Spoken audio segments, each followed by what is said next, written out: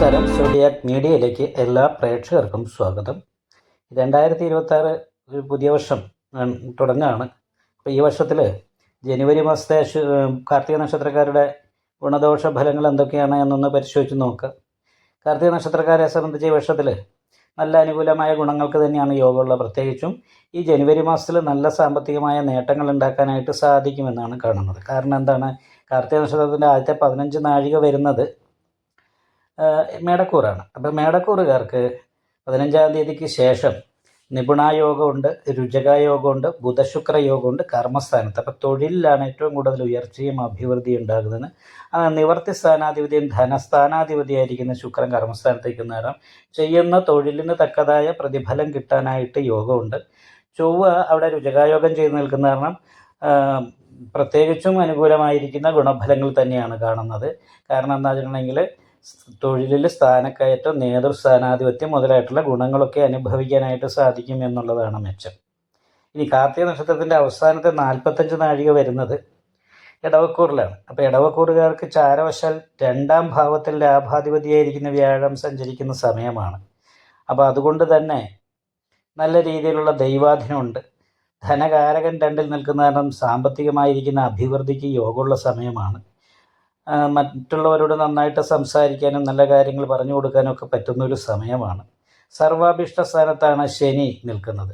അപ്പോൾ ശനി കർമാധിപതിയാണ്. കർമാധിപതി സർവാഭിഷ്ട സ്ഥാനത്ത് ലാഭസ്ഥാനത്ത് നിൽക്കുന്നു എന്ന് പറയുമ്പോൾ ആഗ്രഹിക്കുന്ന കാര്യങ്ങളൊക്കെ തൊഴിൽ മേഖലയിൽ സാധിക്കും എന്ന് പറയുന്നൊരു നേട്ടമാണുള്ളത്. കാരണം ദൈവാധീനം കൂടി ഉണ്ടല്ലോ.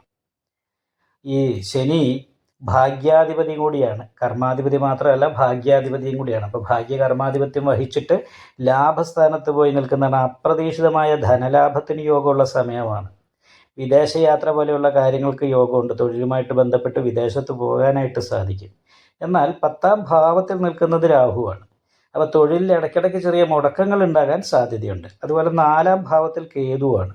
അതുകൊണ്ട് വീട് വിട്ട് നിൽക്കാനാണ് യോഗം. അപ്പോൾ വീട് വിട്ട് നിൽക്കുക, വിദേശത്ത് യാത്ര ചെയ്യുക, അല്ലെ വീട് വിട്ട് അന്യദേശത്തോ മറ്റൊരു സ്ഥലത്തോ പോയിട്ട് തൊഴിലെടുക്കാനുള്ളൊരു യോഗം ഉണ്ടാകുക എന്ന് പറയുന്നൊരു ഗുണമാണ്. ഭാഗ്യസ്ഥാനത്ത് 15-ാം തീയതിക്ക് ശേഷം ശുക്രനും ബുധനും സൂര്യനും കൂടിയാണ് നിൽക്കുന്നത്, ചൊവ്വയോട് യോഗം ചെയ്ത്. അപ്പോൾ ഒരു ചതുർഗ്രഹ യോഗം അവിടെ ഉണ്ടെങ്കിലും എല്ലാ ഗ്രഹങ്ങളും ഭാഗ്യസ്ഥാനത്താണ്. അപ്പോൾ ആ രീതിയിലും എല്ലാ ഭാഗ്യങ്ങളും അനുഭവിക്കാനായിട്ട് സാധിക്കുന്ന ഒരു സമയമായിട്ട് തന്നെയാണ് കാണുന്നത്. നല്ല ഭാഗ്യാനുഭവങ്ങൾക്ക് യോഗമുള്ളത് കാരണം കൊണ്ട് തന്നെ ധനസംബന്ധമായിരിക്കുന്ന അഭിവൃദ്ധി, കുടുംബത്തിൽ മറ്റു കാര്യങ്ങളൊക്കെ ഭംഗിയായിട്ട് ചെയ്യാനായിട്ട് സാധിക്കുക. 4-ാം ഭാവാധിപതി ഭാഗ്യസ്ഥാനത്ത്. അപ്പം കുടുംബ സംബന്ധമായിരിക്കുന്ന ഭാഗ്യങ്ങൾ അനുഭവിക്കാനും മറ്റുള്ളവരുടെ സ്നേഹവും കുടുംബക്കാരുടെ സ്നേഹവും ഒക്കെ അനുഭവിക്കാനൊക്കെ സാധിക്കും. എന്നാൽ വീട് വിട്ട് നിൽക്കാനൊരു യോഗമുണ്ട്. വീട്ടിൽ നിൽക്കുമ്പോൾ സന്തോഷിച്ചിരിക്കുമ്പോൾ പെട്ടെന്ന് ടെൻഷനൊക്കെ തോന്നാനുള്ള സാധ്യതയുണ്ട്. എന്നാൽ 17-ാം തീയതി വരെ അഷ്ടമത്തിലാണ് ചൊവ്വ നിവർത്തി സ്ഥാനാധിപതി നിൽക്കുന്നത്, ബുധനോട് യോഗം ചെയ്തിട്ട്. അപ്പം ഒരു 17-ാം തീയതിക്ക് ശേഷമാണ് ഏറ്റവും കൂടുതൽ അനുകൂലമായിരിക്കുന്ന ഗുണഫലങ്ങളൊക്കെ ഈ നക്ഷത്രക്കാർക്ക് അനുഭവിക്കാനുള്ള യോഗം.